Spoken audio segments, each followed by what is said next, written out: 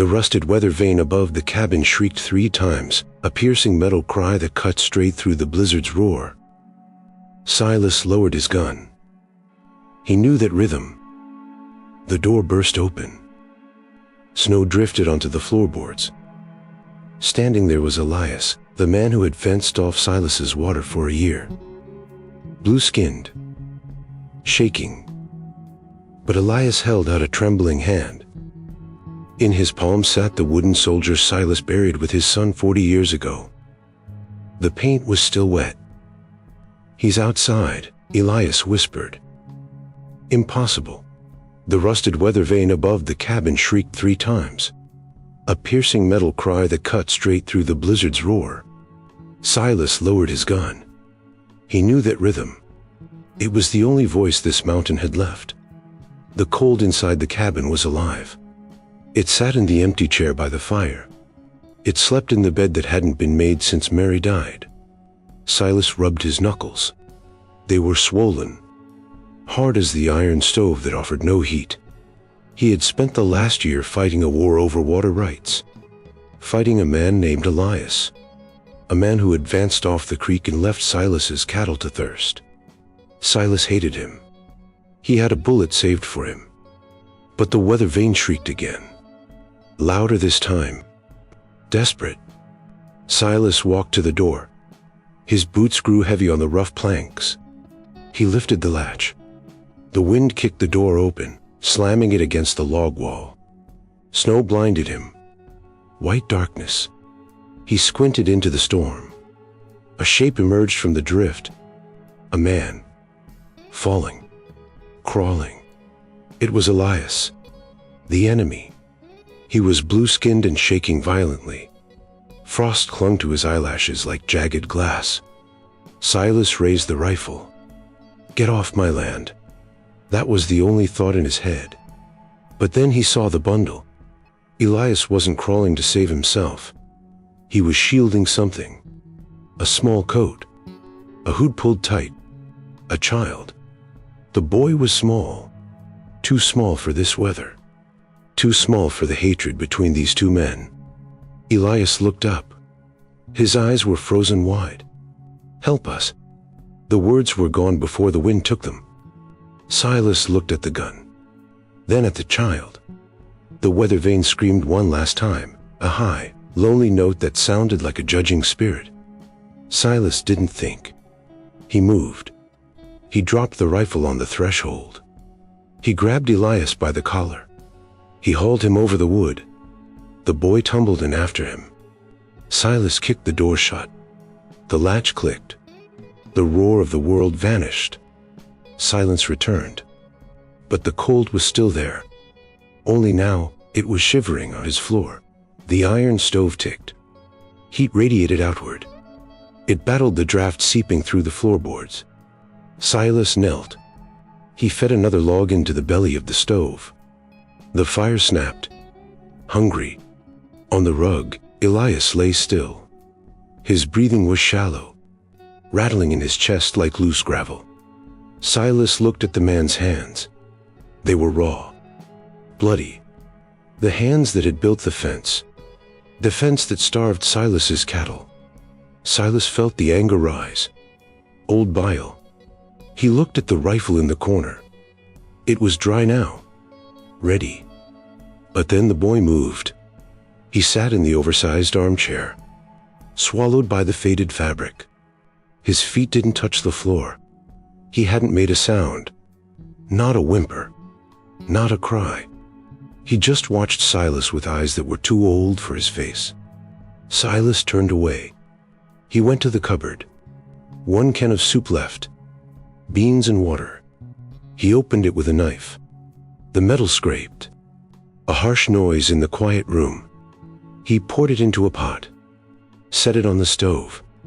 The smell filled the room. Salty. Earth. Life. Outside, the wind slammed against the north wall. The timber groaned under the weight of the drifts. The weather vane shrieked above the roof.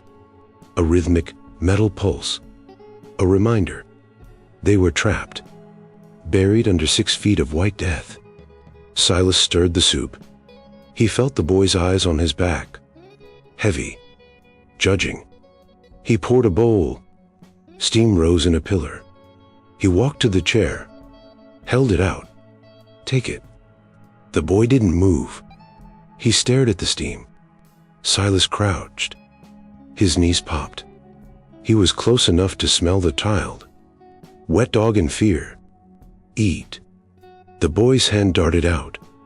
He took the bowl, drank it straight. No spoon. Desperate. Silence watched him. He felt a strange ache in his chest. A memory of another boy. Another winter. A long time ago. A groan from the floor broke the trance. Alas. The enemy shifted. His eyes fluttered open. Cloudy. Confused. He saw the ceiling. Then the stove. Then Silas. Panic spiked in his face. He scrambled back, heels scraping the wood. He hit the leg of the table. Where am I? His voice was a ruin. Silas didn't help him up. He stood tall, crossed his arms. You know where you are. Elias looked around. He saw the boy. Safe. Warm. The panic subsided, replaced by shame. Silas pointed to the pot. There's leftovers. Help yourself. Elias struggled to sit up. He looked at his hands, then at Silas. Why? Silas didn't answer. He didn't know the answer. Maybe because the ground was too frozen to dig a grave. Maybe because of the boy. Elias dragged himself to the stove. He ate with trembling hands. The silence stretched. Thick. Uncomfortable.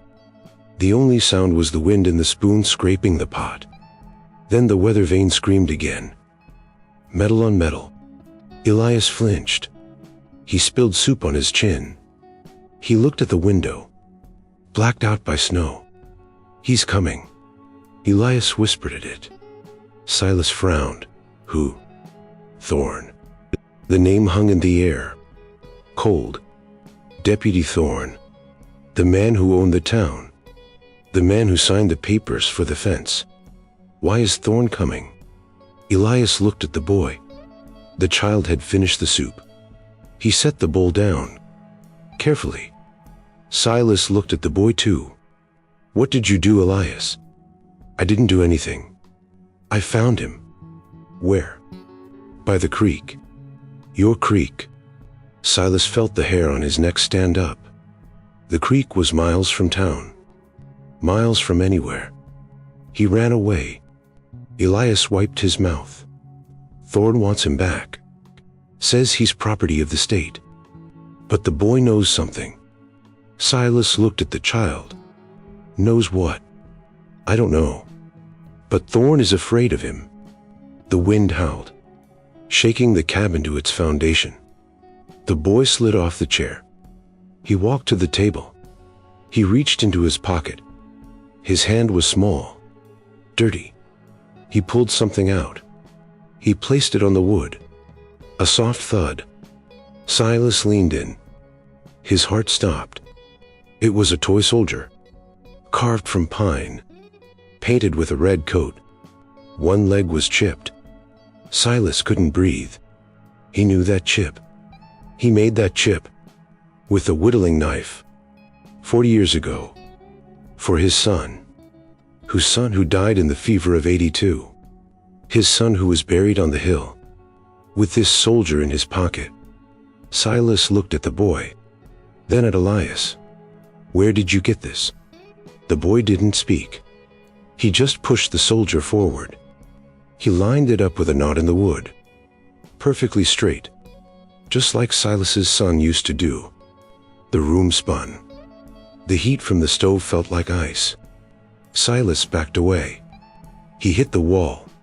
The weather vane spun above them, singing a song of ghosts. Silas looked at the door.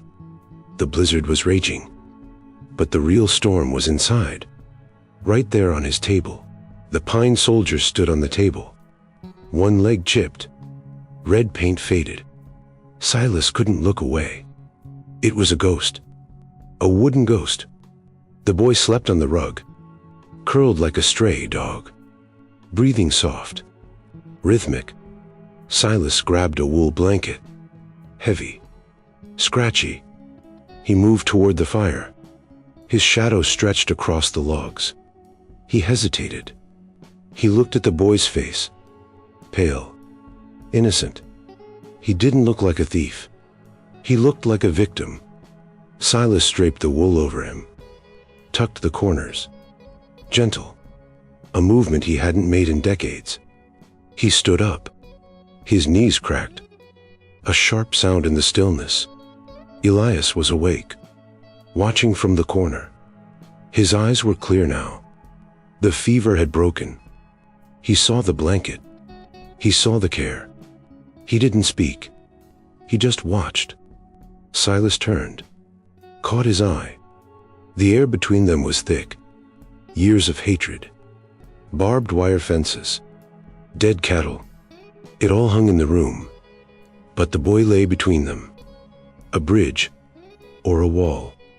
Silas walked to the window. He scraped a hole in the frost. Pitch black outside. The wind hammered the glass. The weather vane shrieked. A frantic, metal heartbeat. Silas spoke to the glass. You dug it up. It wasn't a question.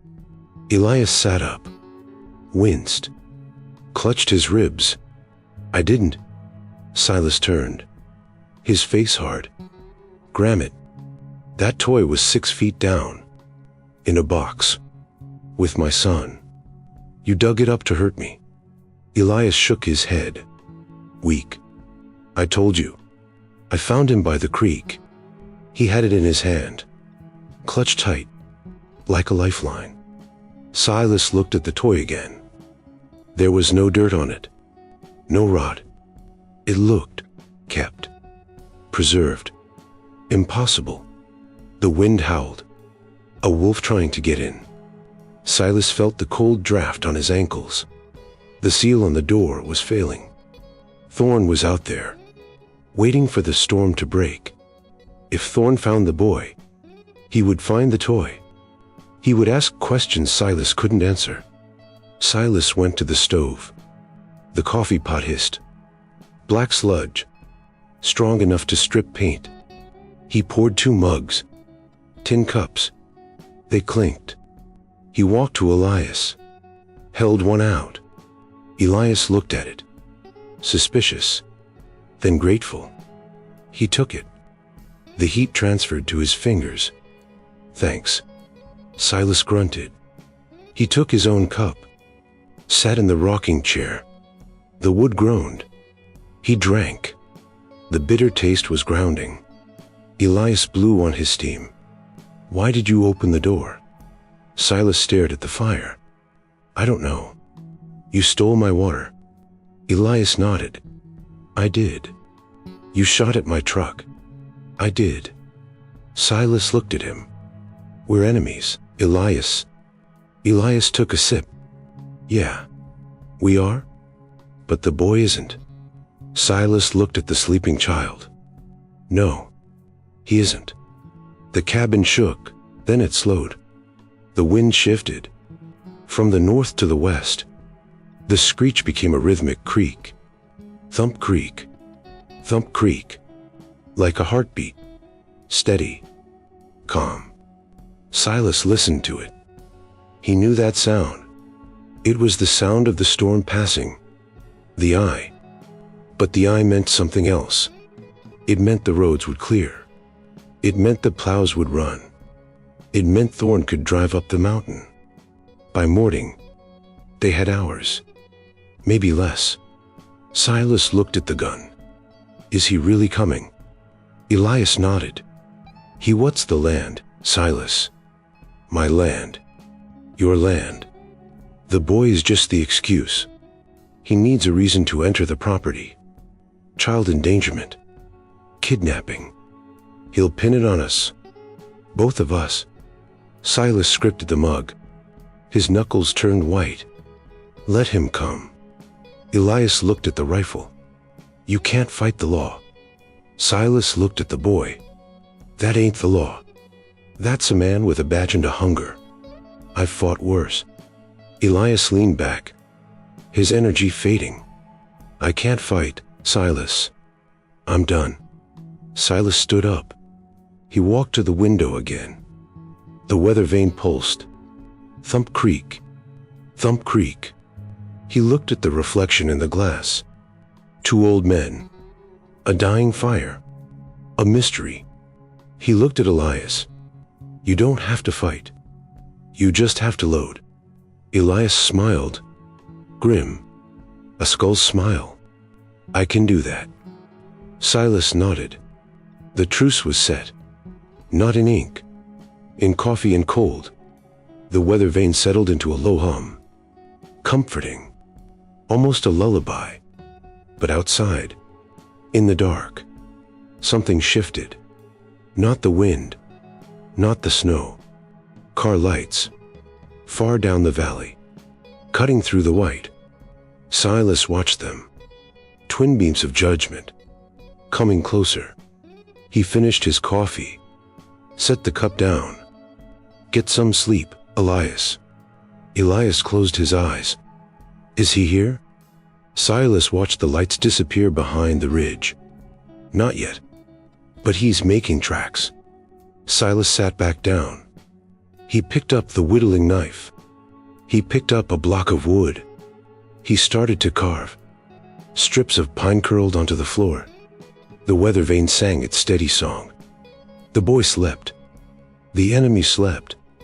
Silas kept watch. The only thing warmer than the stove was the barrel of his gun. The sun broke over the ridge. It wasn't warm. It was a cold, blinding white.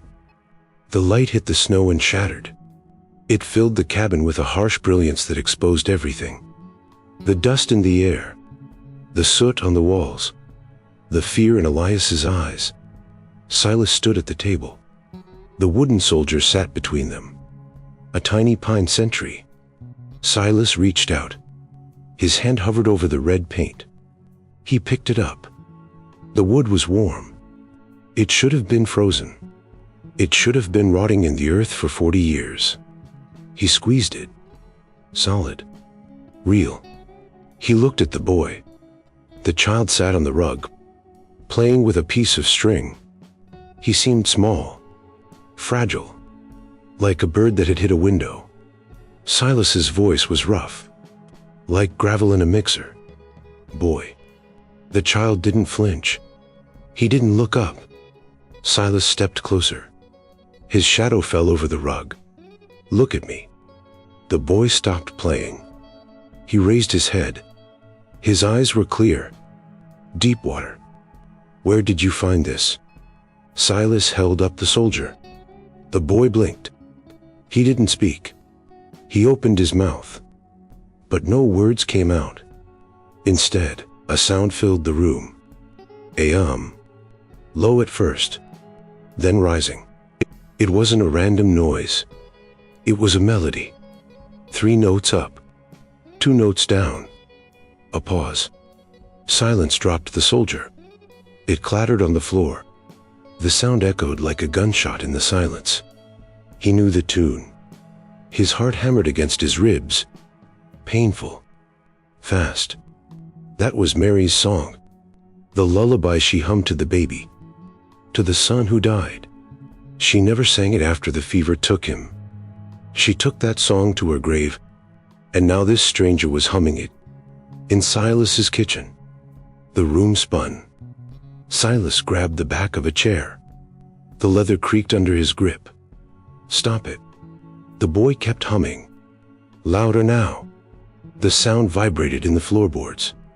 It wove through the smell of stale coffee and wood smoke. It was an anchor, dragging Silas back to a time he had tried to forget. Elias watched from the cot, his face pale. Silas. What is that? Silas didn't answer. He couldn't. He stared at the boy. Who are you? The humming stopped. Abruptly. The silence that followed was heavier than the snow outside. The boy pointed to the window. Silas turned. He looked out.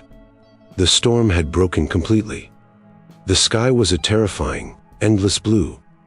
And in the distance, a sound. Not a melody. A machine. A low growl rolling up the valley. The plow. The road was opening. The world was coming back. And with it, Thorn. The micro-tension snapped into focus. The isolation was over. The siege was beginning. Silas turned away from the window. He walked to the cupboard. He pulled out a heavy wooden box. He set it on the table, next to the fallen soldier. He opened the lid. The smell of oil hit the air. Sharp. Chemical. It cut through the center of breakfast and old grief. Elias sat up straighter. "What are you doing?" Silas pulled out a rag. He pulled out a bottle of solvent. He picked up the rifle. He cracked the bolt open.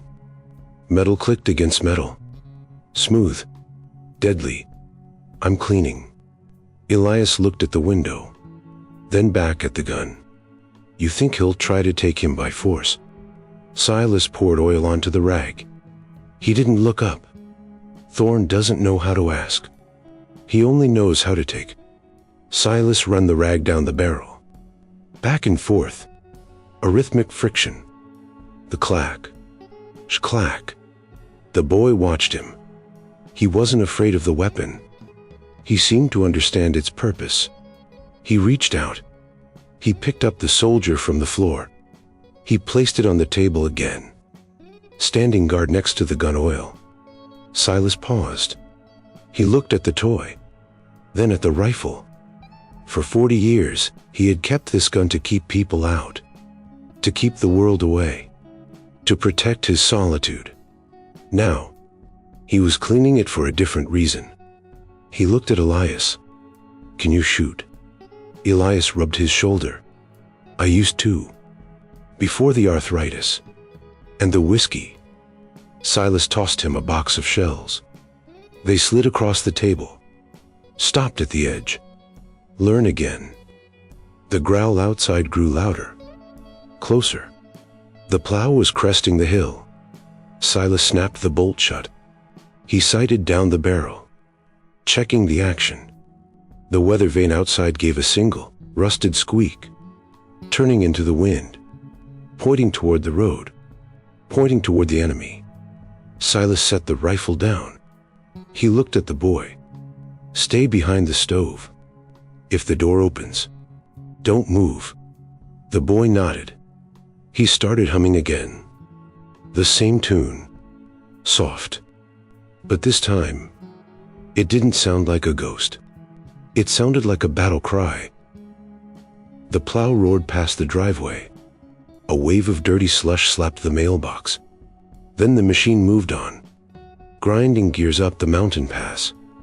It left behind a cleared road, a black scar in the white valley. Silas watched from the porch. The rifle leaned against the railing, cold steel against wet wood. The air was brittle. It snapped with the cold. Silas didn't wear a coat. The flannel shirt offered no protection against the 0-degree wind. He didn't feel it. His blood was hot, pumping fast. A black SUV turned into the drive. It didn't srogu. 4-wheel drive. Chains on the tires. It crunched over the fresh snow. A heavy, chewing sound, like a beast eating its way to the door.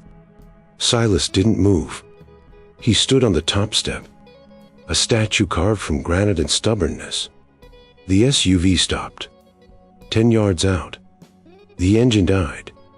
Silence rushed back in. But it wasn't the peaceful silence of the storm. It was a waiting silence. Predatory.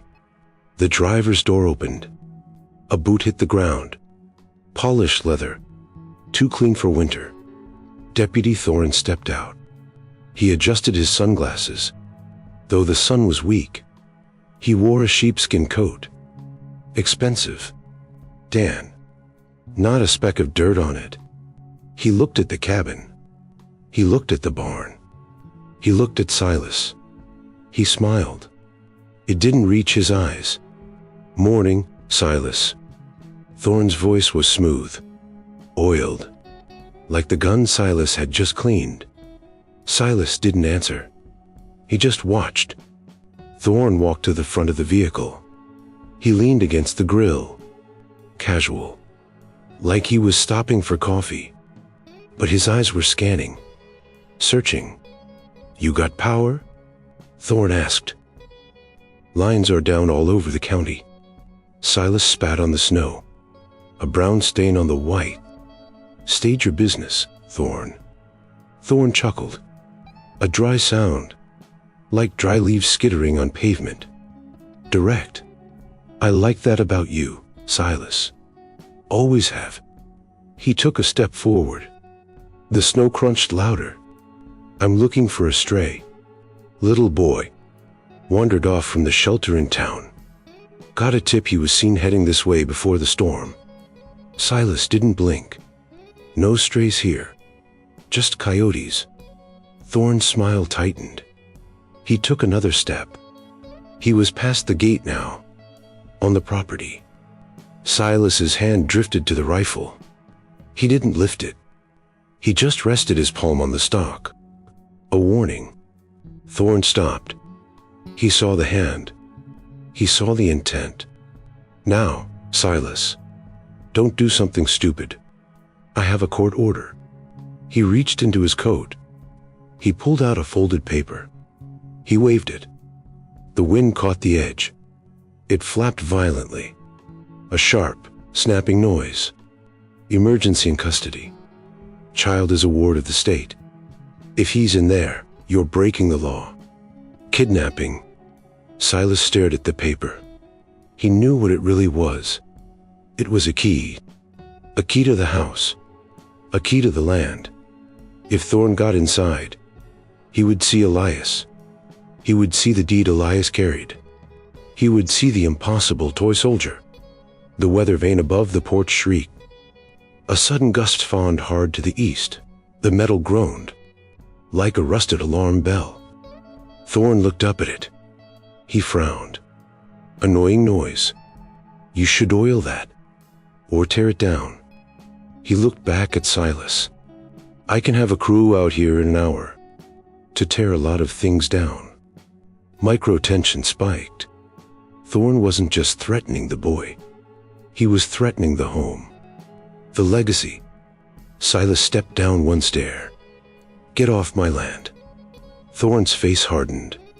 The mask slipped. The wealthy tyrant peeked through. "I'm the law, Silas. You don't tell the law where to stand." He signaled to the SUV. The back doors opened. Two men stepped out. Deputies. They wore tactical vests. They carried shotguns. They didn't look like peacekeepers. They looked like soldiers. They fanned out. One to the left, toward the barn. One to the right, toward the wood line. Circling, like the coyote Silas had mentioned. Silas gripped the rifle. His knuckles turned white. 3 against 1. Bad odds. But he had the high ground.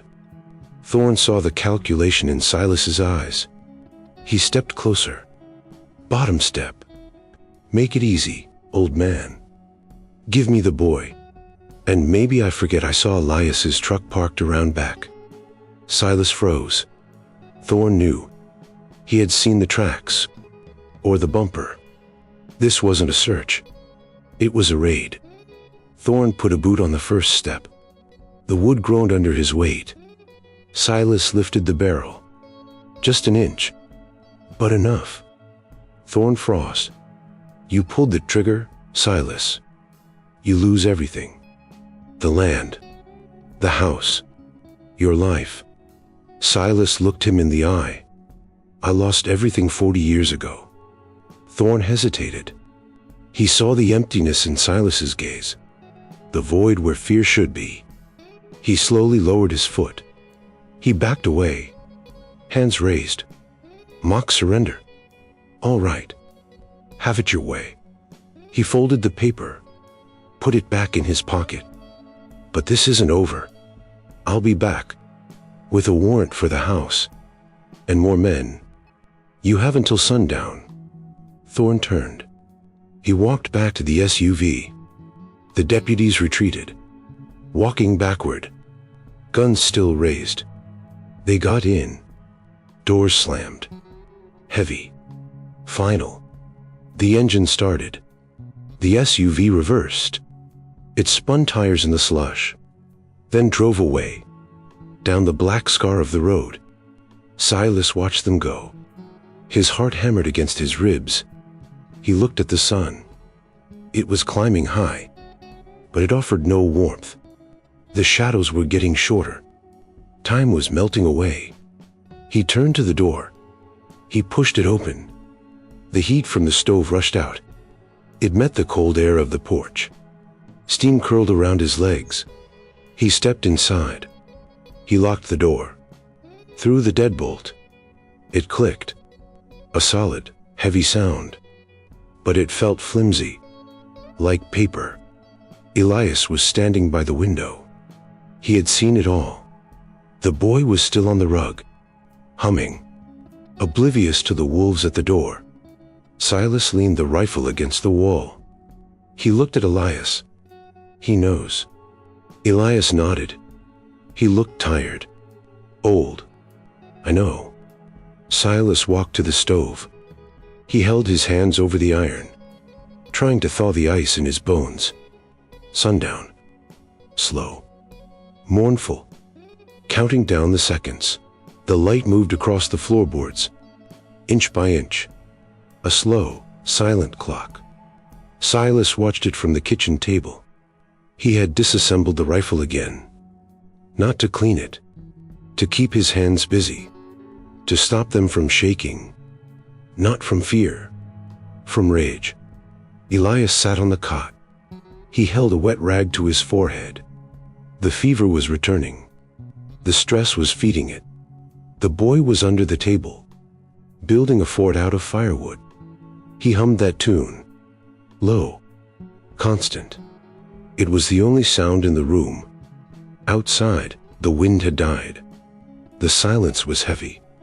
It pressed against the glass. Silas snapped the trigger guard back into place. Click. He looked at Elias. He's not waiting for sundown. Elias lowered the rag. What? Thorne. He's a liar. He gave us a time to make us wait. To make us sweat. But he's moving now. Silas stood up. He walked to the back window, the one facing the ridge. He kept his body to the side, in the shadow of the frame. He peered out. The snow was blindingly white, but something broke the pattern. A flash of unnatural color. Dan. Sheepskin. Far up in the tree line. Silas narrowed his eyes. A scout. Watching the back door. Cutting off the retreat. Silas stepped back. He closed the heavy drapes. Dust danced in the sliver of light that remained. They're circling. Elias tried to stand. He stumbled. Caught himself on the wall. How many? Silas checked the front window, peeking through a crack in the shutter. 2 in the trees. Probably 2 more on the road, blocking the plow route. We're boxed in.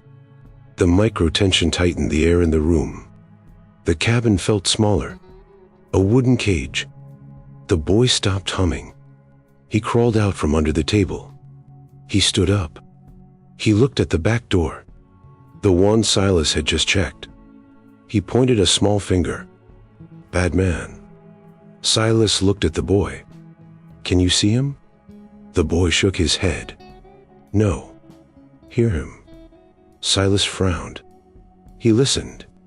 He heard the fire popping. He heard the settle of the logs. He heard nothing outside. But the weather vane knew. Above the roof, the metal groaned. A long, drawn-out screech. It wasn't the wind. The air was still. Something had brushed against the porch post. Something heavy enough to shake the frame. Silas grabbed the rifle. He racked the bolt. Live round. He signaled Elias. Get down. Elias slid to the floor. He pulled the boy down with him. They huddled behind the cast iron stove. Silas moved to the door. He didn't open it. He pressed his ear to the wood. Breathing. On the other side. Heavy. Wet. Silas waited. His finger rested on the guard. The doorknob turned. Slowly. Brass grinding on brass. The lock held. The deadbolt didn't budge. A pause. Then the sound of boots retreating. Crunching softly in the snow. Testing the perimeter. Probing for a weak point. Silas let out a breath he didn't know he was holding. He walked back to the center of the room. They're testing the doors. Elias looked up. Fear was gone from his face. Replaced by a grim acceptance. They want the deed, Silas. Silas looked at him. The paper? Elias nodded. He reached into his boot. He pulled out a folded envelope. Stained with sweat. Thorn made an offer last month. For my land. And yours. He wants to flood the valley. Build a reservoir. Sell the water to the city. Silas stared at the envelope. The water war. The fence. The dead cattle. It was all a game. Thorn had played them against each other. To drive the price down. To make them weak. And now he was here to finish the job. Silas felt a cold clarity wash over him. He looked at the boy. And him? Why does he want the child? Elias looked at the toy soldier on the table. The boy knows where the survey markers are. The old ones. From before the flood maps were faked. If the boy talks. If he shows someone the original lines. Thorn's reservoir is illegal. He loses millions. Silas looked at the child. So small. Carrying a secret so big it could drown a valley. The boy picked up the soldier. He marched it across the table. Toward the envelope. He placed the wooden rifle on the paper. A tiny guard. The sun dipped lower. The light in the room turned orange. Then gray. The temperature dropped. The frost on the windows began to thicken. Closing them in. Silas walked to the fireplace. He threw on the last big log. It was oak. It would burn slow. It would burn hot. We need more ammo. Silas said it quietly. Elias checked his pockets. I got 6 shells. Silas checked his belt. I got 10. 16 rounds. Against the sheriff's department. Against the law. Against the inevitable. The weather vane shrieked again. Violent this time. The wind was returning with the night. It slammed against the cabin. Covering the sound of footsteps. Covering the sound of engines. Covering the approach. Silas looked at the window. The glass was black now. A mirror. He saw his own reflection. Old. Tired. But standing. He looked at Elias. Can you shoot straight? Elias dragged himself up. He sat in the chair. He put the envelope on the table. He put the 6 shells next to it. I can try. Silas nodded. He went to the cupboard. He pulled out a bottle of whiskey. Dusty. Unopened since the funeral. He poured 2 shots. He didn't offer one to the ghost of his wife. He offered it to the enemy sitting at his table. Drink up, Elias. The sun is down.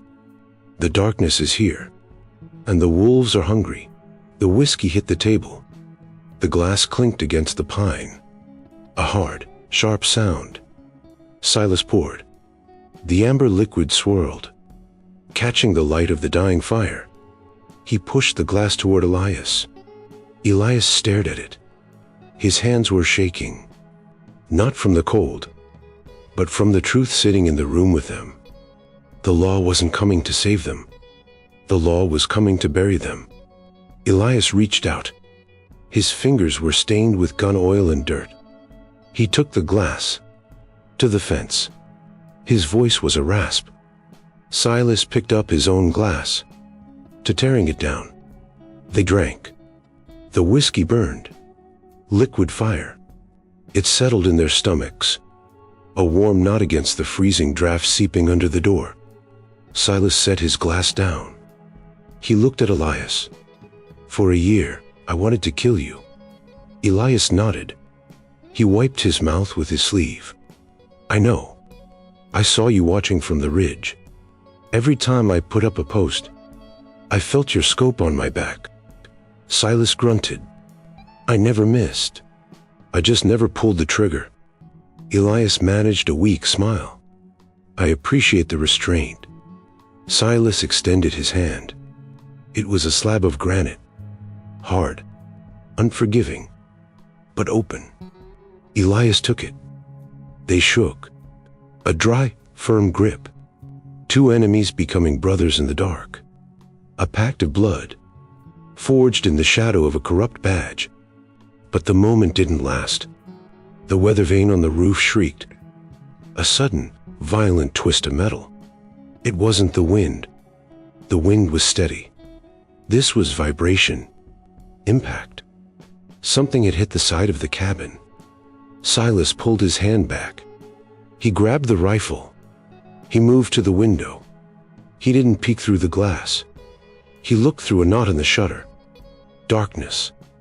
But moving darkness. Shadows detaching themselves from the trees. 3 of them. Maybe 4. They weren't on the porch yet. They were at the woodpile, using Silas's own winter fuel as cover. He turned to Elias. They're stacking up. Elias grabbed the shotgun. He checked the breech. His hands were steadier now. The whiskey had done its work. Or maybe it was the handshake. Where do you want me? Silas pointed to the bedroom door. Cover the back.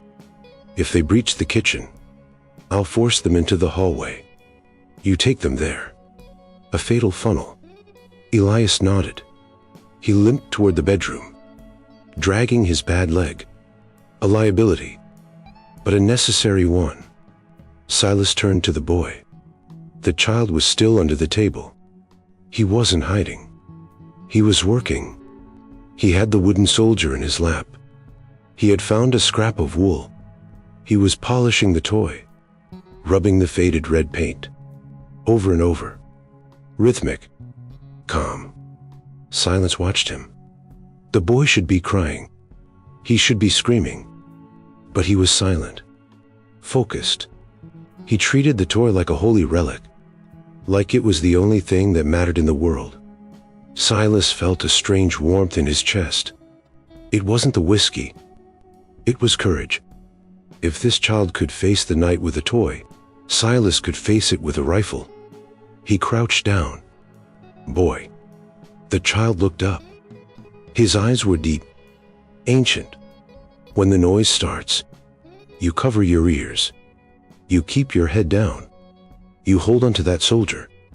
The boy nodded. He held the toy up. Safe. He whispered the word. Silas swallowed hard. Yeah. Safe. A loud crack splintered the silence. Wood snapping. Glass shattering. The kitchen window. A canister flew in. It hit the floor. It spun.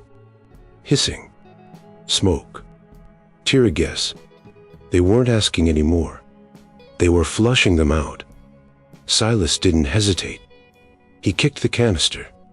He sent it skittering back toward the broken window, or as close as he could get. The smoke began to fill the room. Acrid. Burning. Silas coughed.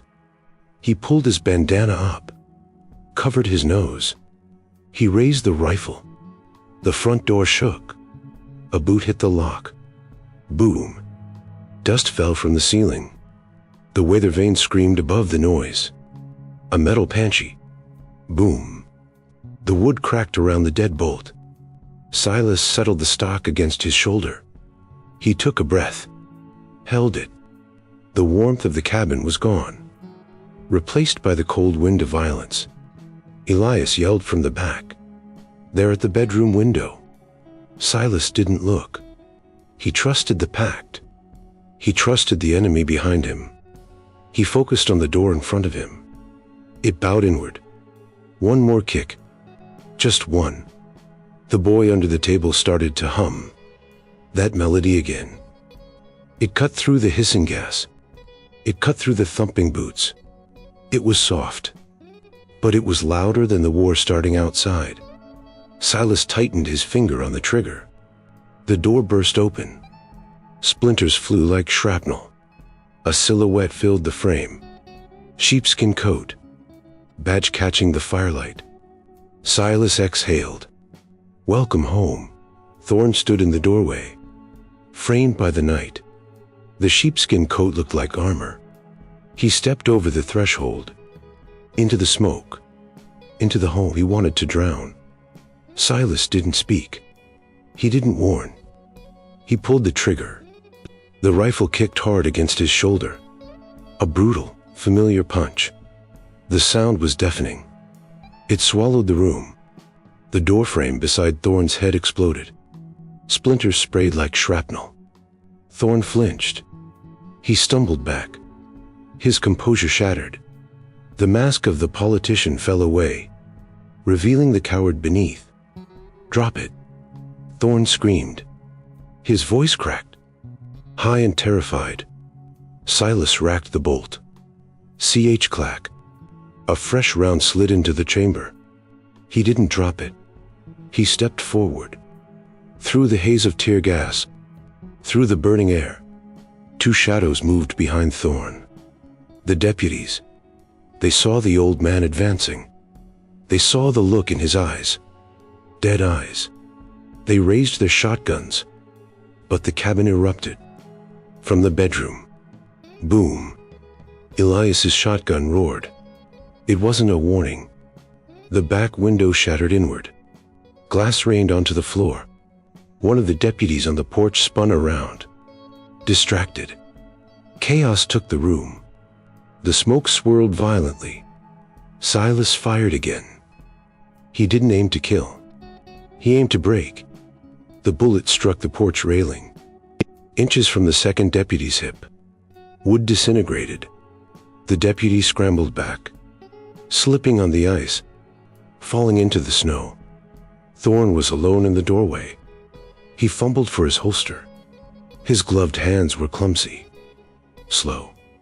Silas was fast. He didn't shoot again.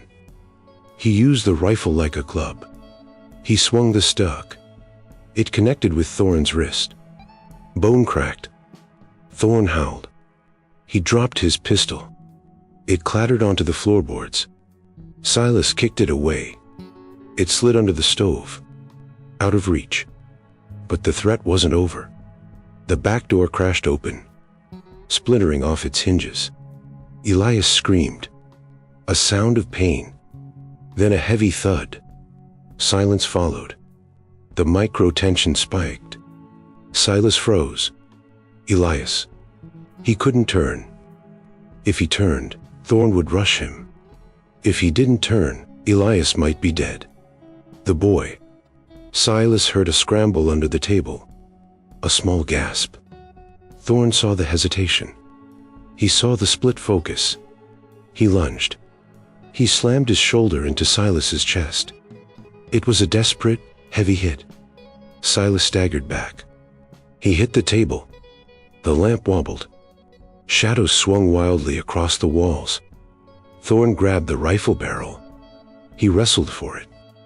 He was younger, heavier, but he was fighting for greed. Silas was fighting for blood.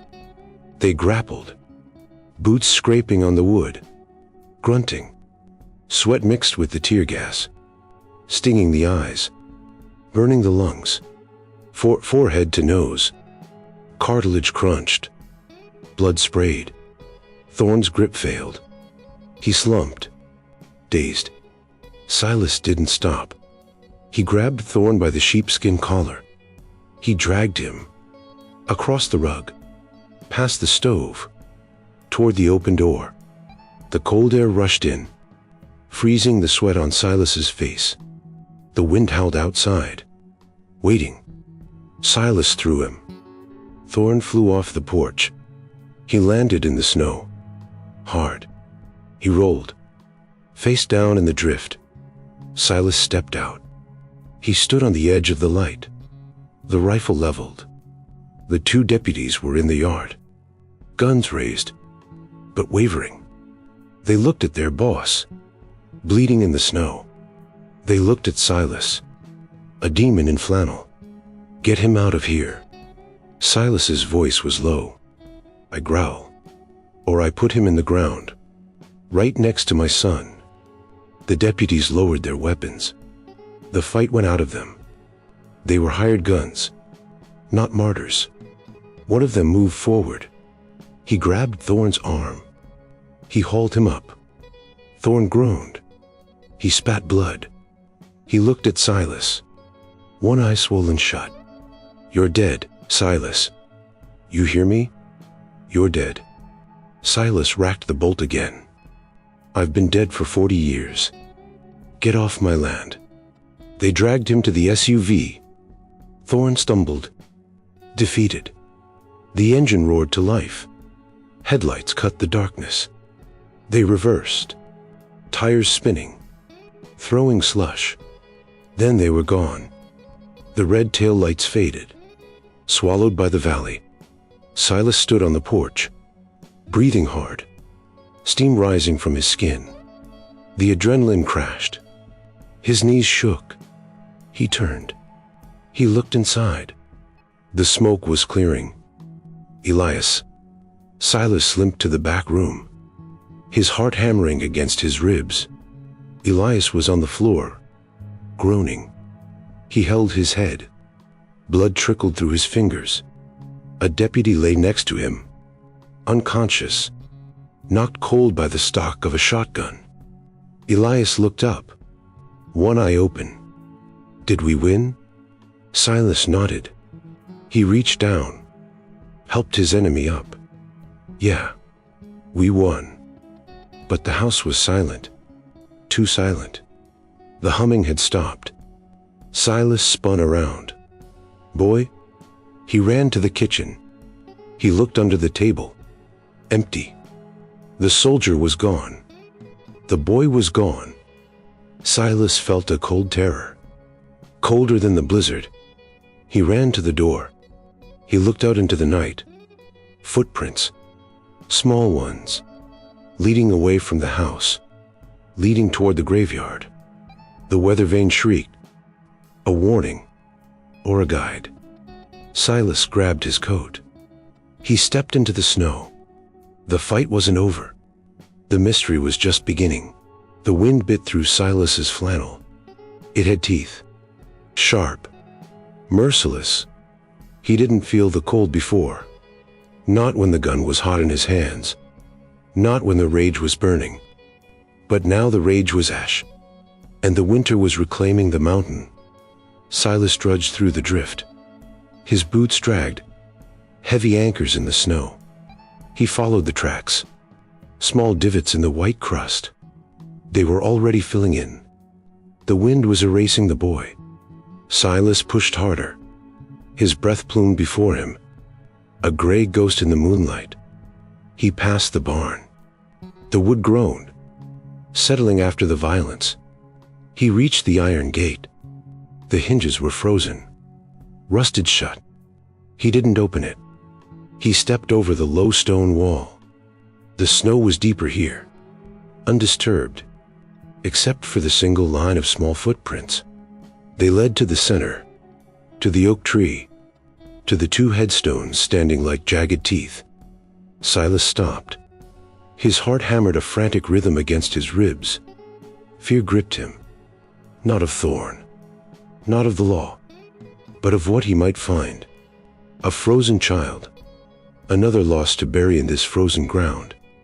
He saw the shape, small, huddled against a larger stone. The boy. He wasn't moving. Silas moved faster. He fell to his knees. The snow soaked instantly through his pants, biting his skin. He reached out. His hand trembled. He touched the boy's shoulder. "Boy." The child turned, slowly. His face was pale, blue in the moonlight. but his eyes were alive, wide, calm. He wasn't crying. He was waiting. He wasn't holding the soldier anymore. His hands were empty, resting on the dirt. Silas looked down. He looked at the grave, his son's grave. The micro-tension tightened Silas's chest. If the boy had dug it up, if he had disturbed the rest, Silas didn't know if he could forgive it, even now. But there was no shovel. There were no tool marks. There was only the earth and the violence of the storm. Silas leaned closer. He saw the truth. The ground had heaved. The frost had worked its way deep, expanding, contracting. For 40 years, it had pushed against the pine box. It had shifted the soil. A fissure had opened at the base of the stone, a jagged wound in the earth, nature's own excavation. And there, resting on the edge of the frozen mud, was the impression of the soldier, a tiny mold, perfectly preserved. The boy pointed to the hole. It came up. His voice was a whisper, lost in the wind. Silas stared at the fissure. He understood. The blizzard didn't just bring the enemy. It brought the truth. The earth had rejected the toy. It had pushed it back to the surface, not as a ghost, but as a flare, a signal. The boy hadn't stolen it. He had found it, wandering in the storm, lost, freezing. He had stumbled onto this holy ground, and the ground had given him a key, a wooden soldier to verify his safety, to prove he belonged to the house of the protector. Silas felt the tears come, hot, painful. They froze on his cheeks. He looked at the boy. "You brought it back." The boy nodded. "He belongs here." Silas shook his head. "No." He reached into his pocket. He pulled out the soldier. The pain was warm from his body heat. He held it out. His hand was steady now. He didn't need it anymore. "My son doesn't need it. He's at peace. But you're here. You're fighting a war." Silas placed the soldier in the boy's hand. "You need a guard." The boy looked at the toy, then at Silas. He closed his fingers around it, tight, accepting the command. The wind shrieked through the oak branches, a high, desolate wail. It sounded like a siren, or a warning. Silas looked back at the house. The lights were on, yellow squares in the dark. Elias was there, injured, waiting. Thorn was gone, but the cold remained, and the cold killed faster than any bullet. Silas stood up. He scooped the boy into his arms. The child was light, too light, like a bird made of hollow bones. Silas unbuttoned his flannel. He pulled the boy against his chest, skin to skin, sharing the heat, sharing the life. He turned his back on the grave. He didn't look down at the fissure. He didn't say goodbye. He didn't need to. The grave had spoken. It had sent help. Silas walked back toward the gate. His boots found a new rhythm, not the heavy drag of a grieving man, but the steady stamp of a father. The weather vane on the cabin came into view. It was spinning in the moonlight. Quiet now. The screeching had stopped. It pointed south, toward the valley, toward the spring that would come. Silas kicked the snow from his boots. He stepped onto the porch. The wood felt solid, permanent. He opened the door. The heat hit him, a wall of warmth, smelling of wood smoke, and whiskey, and gunpowder. Elias was sitting up, a bandage wrapped around his head. He looked at the open door. He looked at the bundle in Silas's arms. "Is he?" Silas stepped inside. He kicked the door shut. He locked it, not against the law, but against the night. "He's fine." Silas walked to the fire. He sat in the rocking chair. He didn't let go of the boy. He looked at Elias. He found it, Elias. The ground gave it to him. Elias stared. He understood. He leaned back against the wall. He closed his eyes. A miracle. Silas looked down at the boy. The child was already asleep, clutching the soldier, breathing the warm air. Silas began to rock. The ice was gone. The valley was a sea of green, mud, grass, life. Silas stood on the roof of the cabin. The shingles were warm under his boots. He held an oil can in his hand. He reached up to the iron rooster, the weather vane that had screamed through the winter. He tilted the can. Golden drops fell onto the rusted bearing. He gave the metal a spin. It didn't shriek. It didn't cry. It spun silently, catching the sun, sending flashes of light across the new garden below. Silas wiped his hands on a rag. He looked down at the yard. The snowdrifts were a memory, replaced by rows of turned earth, potatoes, carrots, hope. But the yard was empty. Silas froze. His hand instinctively went to his hip, where the holster used to be. It wasn't there. He had locked the guns away in the cabinet. But the reflex remained. "Boy," he called out. His voice wasn't a growl anymore. It was rough, but it carried a question, not a command. Silence answered him. The wind rustled the new leaves on the oak tree. A branch snapped in the woods. Loud. Close. Silas stiffened. The micro-tension coiled in his gut. Thorn was gone. Fired. Indicted. Chased out of the county by the scandal of the survey lines. But the fear of the intruder didn't vanish with the snow. It lingered, like a phantom making a healed bone. Silas climbed down the ladder. Fast. He hit the ground. Mud splattered his boots. He scanned the fence line, the perimeter. Nothing. Just the wind and the shadows of the clouds. He walked toward the barn. His pace quickened. He passed the wood pile. It was low now, depleted by the long siege of winter. He rounded the corner and stopped. The air left his lungs, not from fear, from relief. Elias was there. He was sitting on a stump, his bad legs stretched out, resting on the grass. He looked older in the daylight. The winter had taken a toll on him. His hair was thinner. His hands shook slightly as he held a whittling knife. But he was smiling. And the boy was there too, sitting at Elias's feet, holding a block of soft pine. He was mimicking the old man, scraping the wood, trying to find the shape hiding inside.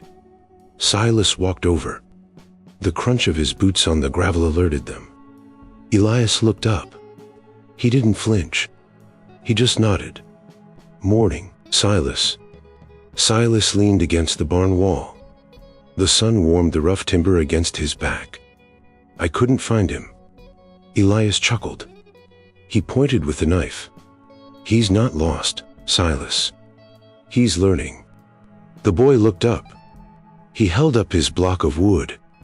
It was jagged, rough, but it had a head and two legs. A soldier. Silas felt a lump in his throat. He pushed off the wall. He walked to the boy. He crouched down. "That's good work." The boy beamed, a smile that changed his whole face. It wasn't the face of a refugee anymore. It was the face of a child. Silas looked at Elias. "How's the leg?" Elias rubbed his knee. "It predicts the rain better than the weatherman. It says we got clear skies for a week." Silas nodded. "Good. We need to finish the gate." Elias put the knife down. He stood up, slowly, using the barn wall for support. "I was thinking about that. About the fence." "What about it?" Elias looked at the property line, where the barn wire used to run. cutting the creek in half, starving the cattle. We don't need a gate, Silas. We need a gap. Silas looked at the line. The posts were still there, but the wire were sagging, cut in places during the thaw to let the deer through, to let the water flow. A gap. Silas rolled the word around in his mouth. It tasted dangerous, unprotected. But then he looked at the boy, running toward the creek, chasing a butterfly, running between the two properties without hesitation, without fear. Silas looked back at Elias. Thorn could come back, or someone like him, someone who wants the water. Elias picked up his walking stick. Let them come. We held the cabin with 3 bullets and a bottle of whiskey. Imagine what we can do with a whole valley. Silas smiled. It was a rusty expression, unused for years, but it felt right. Yeah, let them come. He walked to the boy. He scooped him up. The child laughed. A bright, ringing sound. It echoed off the mountains. It scared away the crows. Silas carried him back to the porch. The new porch, where the rot had been replaced with fresh cedar. He sat on the swing. Elias sat in the rocking chair. The 3 of them, watching the sun climb high. Silas reached into his pocket. He pulled out the original wooden soldier, the one with the gimp leg, the one the earth had given back. He set it on the railing, standing guard, but not against enemies, standing guard over the peace. Above them, the wind shifted, a warm, southern breeze. It hit the weather vane. The metal rooster spun, fast, free. It didn't screech. It hummed. Hello, golden vibration.